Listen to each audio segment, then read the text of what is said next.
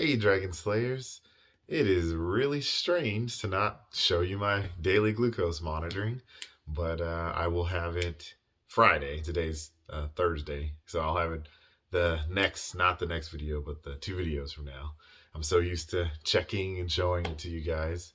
Um, so today's topic is about green juices and green smoothies. Are they healthy? Well, green juice advocates may be in for a sugar shock. That pressed juice that's at your health food store may contain tons of veggies, but all of the fruit that they use to sweeten it makes it loaded with sugar.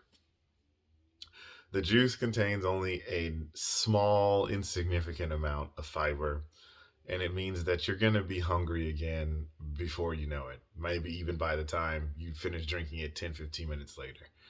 Um, some smoothie advocates out there would be like, oh, but green smoothies are so much healthier because they have significantly more fiber than juices. And that's true, but they're still chocked full of sugar. Almost any green drink and green juice or smoothie that you get out or at the grocery store is going to have a tremendous amount of sugar. If you don't believe me, read the label. So, if you look at one example is Jamba Juice, which is a really popular like juice smoothie company. If you get the green smoothie from them, it has 46 grams of sugar, which is absolutely astronomical. It sometimes surprises me how much sugar is hidden in health foods. That's why you always have to read the labels. So when you think about green smoothies or green juices, much like a continual theme, is that the best way to do it, you just want to avoid them in general.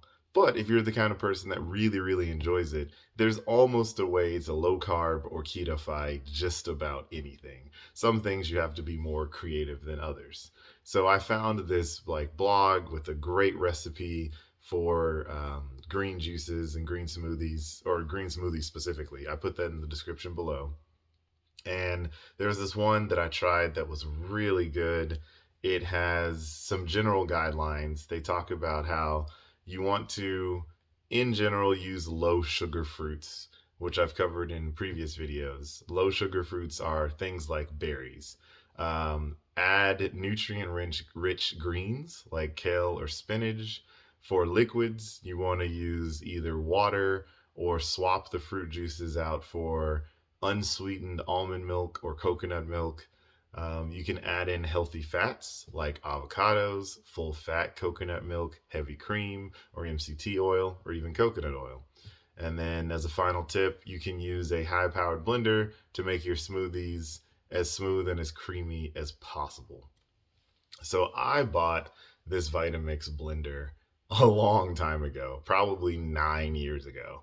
And I spent like $750 on this blender. And I know that is an absurd amount of money to pay for a blender, but it has paid dividends many times over. It's still the best blender I've ever had.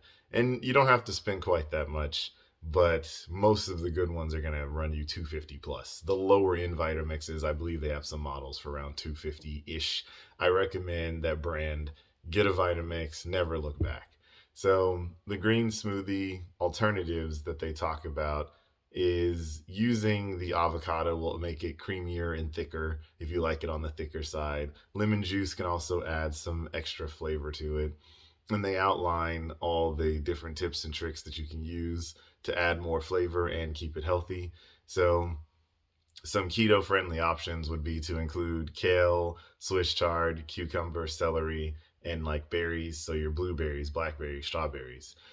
For the healthy fats, you can have the coconut cream, coconut oil, almond butter, heavy creams, and for like seeds, and you can add in chia seeds, even protein powder, powder, collagen powder, or MCT oil.